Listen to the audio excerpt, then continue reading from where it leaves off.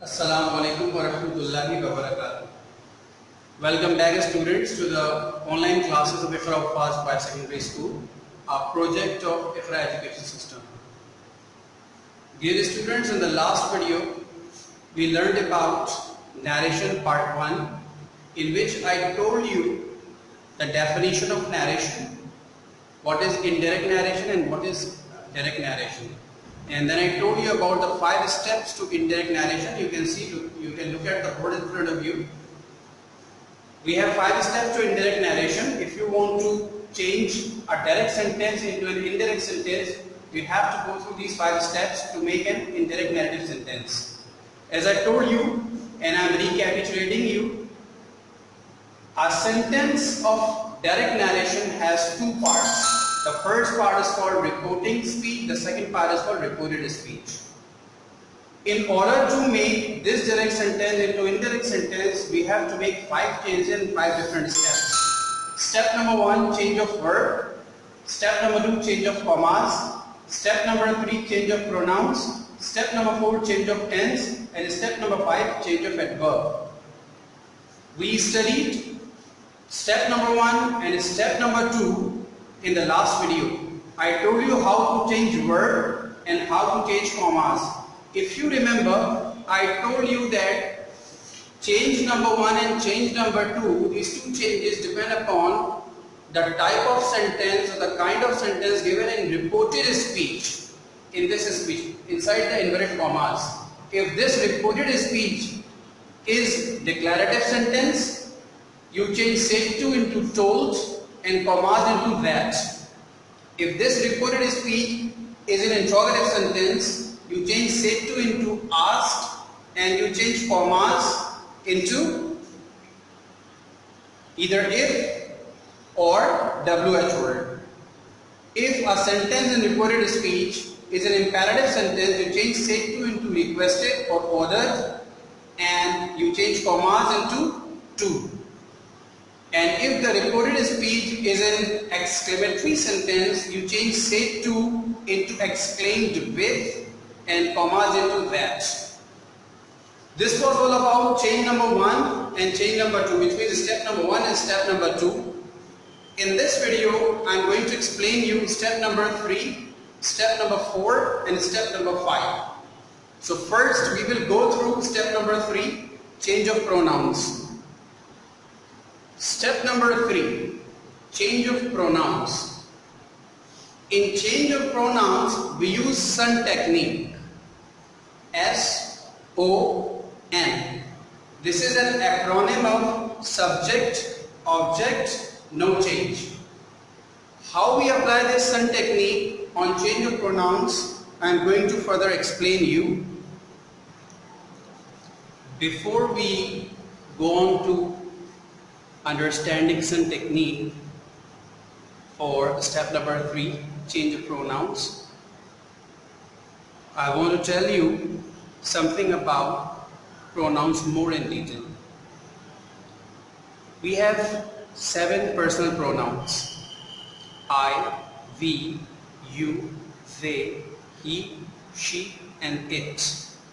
These 7 personal pronouns are divided into 3 persons. You can look at your board. In first person pronouns, we include I and we. I as subject, me as object. We as subject and us as object. And in second person pronouns, we include you. You as subject and you as object. While in third person pronouns, we include they as subject, them as an object. He as subject, him as an object. She as subject, her as an object. And it as subject and object both. So you need to understand and remember that in first person pronouns, I and we are included, including their objects, me and us. In second person pronouns, you is included, and in third person pronouns, they, he, she and it along with their object pronouns are included.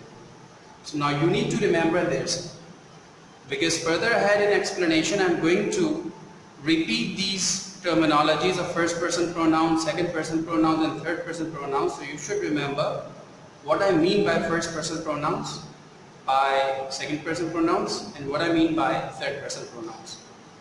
Look at this again and focus on it. In first person pronouns, we include I and we with their subject pronoun and object pronoun. I as subject, me as an object, we as subject, us as an object. And in second person pronouns, we include you. And in third person pronouns, we use they, he, she and it. So these are three different pronouns. I hope you can understand this easily now. Now I am going to explain you that when we have first person pronouns in the sentence, what changes we make, and when we have second person pronoun, what changes we make, and when we have third person pronouns, what changes we make. Now I am going to apply this technique on a narrative sentence. I have made a figure on the board here. This is S for subject, O for object, and N for no change. I have exemplified you with three different sentences. For example, if in the reported speech we have first person pronouns, we change these first person pronouns from the subject of the reporting speech. I am repeating it. If in the reported speech, as you know, I told you in the starting that we have 5 total changes in narration. The first 2 changes belong to reporting speech and the last 3 changes belong to reported speech. So the change of pronoun, which is step number 3, this step or this change belongs to reported speech, which means that we have to make changes in the reported speech inside the inverted commas. Okay? So if you have any pronoun here inside the inverted commas, so you will see that if there is first person pronoun either in subject case or in object case.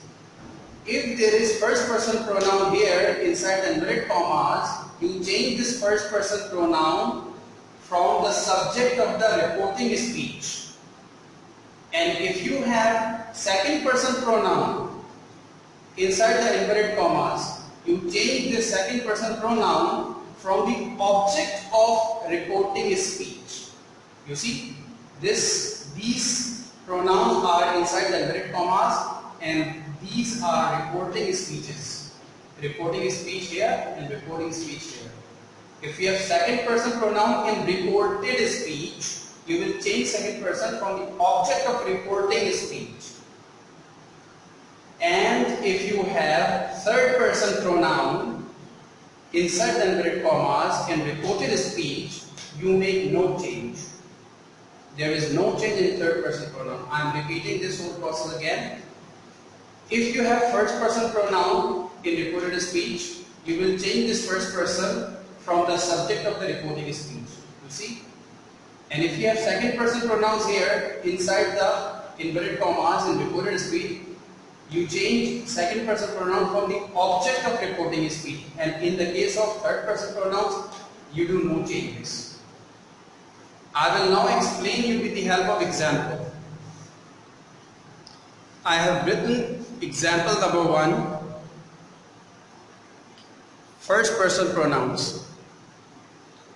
He said to me, I am fine. Inside the inverted commas, this is reported speech. And in this reported speech, how many pronouns are given? Yes, one pronoun only, and that is I at the subject place. So this I, we have to change according to the sun technique. So what we see here, for first person pronoun, we change the first person pronoun from the subject of reporting speech. So here, this is the first person pronoun and this is the subject of the reporting speech. So we change I from he, and in indirect sentence, this he comes here. He told me that he was fine. He was fine. So first person pronoun is changed from the subject of the reporting speech. I will give you another example. This is example number 2 for second person pronouns. He said to me, you are fine. As you remember, we make changes in indirect speech in the reported speech. This pronoun is given here inside the inverted commas. How many pronouns are there? Only one, and that is you. And you is the second person. So when we have second person pronouns, we change second person pronoun from the object of the reporting speech. So you is a pronoun we have to change, and this is the reporting speech. He said to me, what is the object in reporting speech? He said to me, yes, me is the object here. So we change you from me. When this me comes here at the subject position, because you is in the subject position. So when we bring me in the subject position, it becomes I. And the sentence becomes, he told me that I was fine. He said to me, you are fine. So he's using you for me. And now when the narrator is narrating it, he told me that I was fine. So this you has been replaced by me in the subject position as I. Now I will give you example number 3. I have written third example on the board for third person pronouns. He said to me, she is fine. This speech inside the inverted commas is called reported speech. We have to make change of pronoun in the reported speech. So in that reported speech, she is fine. How many pronouns do we have?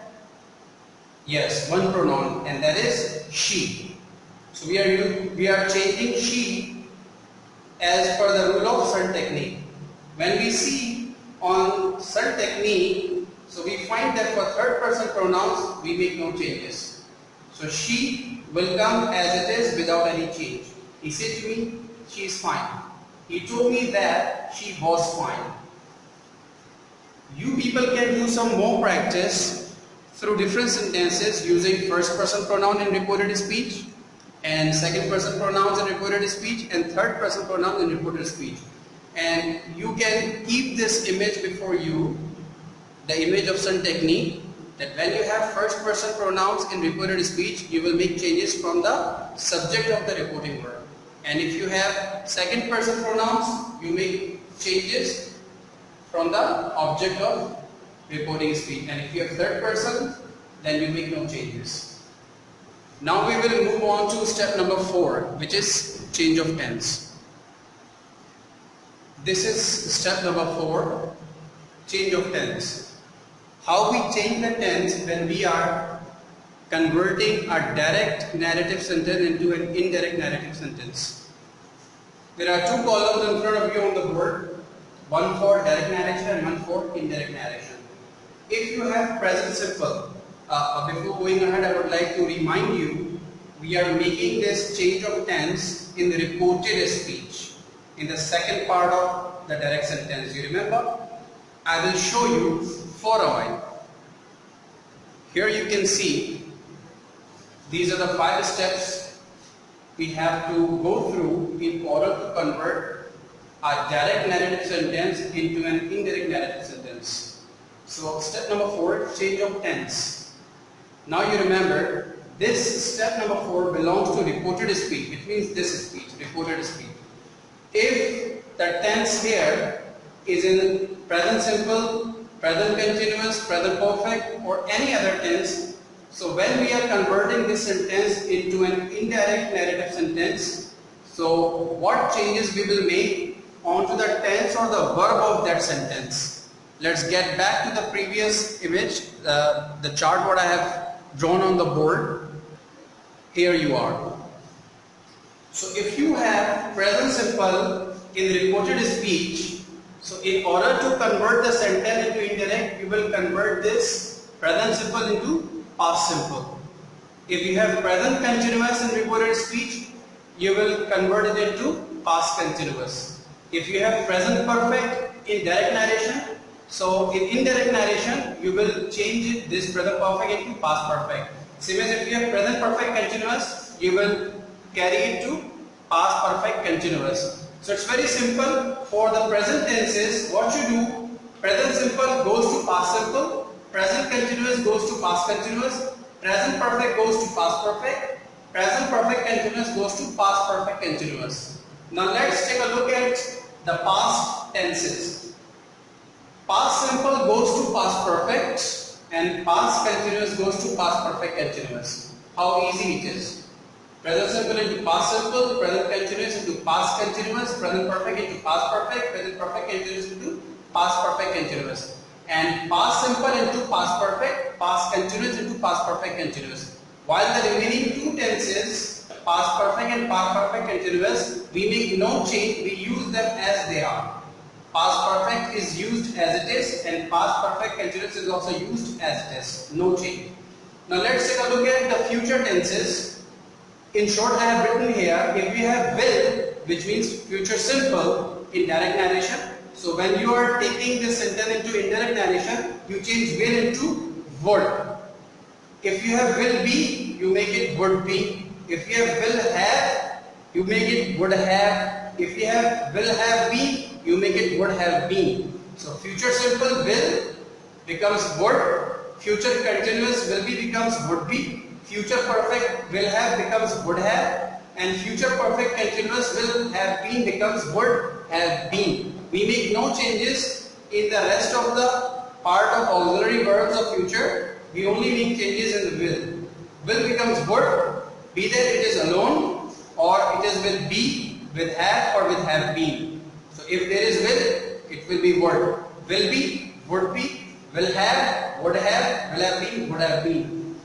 This is the chart which you have to learn by heart, because when you are attempting to convert a direct sentence into an indirect sentence, you need to remember which tense you have to use when you are bringing a sentence from direct narrative sentence to an indirect narrative sentence. Now we will move on to the last step, that is step number 5. This is step number 5, change of adverb. And my brothers, I'll tell you that we make changes in the adverb of time and adverb of place. And both adverbs are written before you on the board. Adverb of time first. If you have today in the direct sentence, you change that today into that day. If you have tomorrow, you change tomorrow into the next day or the day after. If you have yesterday, then you change yesterday into the previous day or the day before. If you have now, you use then. Same as for adverbs of place, we have two adverbs of place here. Here becomes there and there remains there, no change in there. I hope you have understood the change of adverb also. You can keep this image before you when you are doing some practice of direct and indirect sentences. I'll take you back to the first lecture and the first image where we have all the 5 steps written before us. Here you are. 5 steps to indirect narration. We have studied all the 5 steps in detail. I've told you how to change the verb, how to change commas, how to change pronouns, how to change tense and adverb of time and place. These 5 steps are in sequence. I will tell you how. The first change is change of verb. You see, in this sentence of direct, the first change you have to make is verb, the second change commas, third change pronouns, fourth change tense, and fifth and the last change adverb. So if you start from step number 1, you will first change verb and then commas, then pronoun, then tense and then adverb. So by going through all these 5 steps one by one, you can convert a direct sentence into an indirect sentence. I hope you have understood the narration, direct narration and indirect narration. But only listening to the explanation and instruction through the video or through the lecture is not enough. Until or unless you do some practice, you will not be able to have good command over narration. And for that, in the end of this video, I am giving you a couple of assignments. You need to do them in your register and submit your registers as scheduled. I will check these registers. I will check if you have not made any mistake, and I will give my feedback to you, and you can get to know further about it through my feedback. So that's all for now. Thank you very much. Assalamu alaikum wa rahmatullahi wa barakatuh.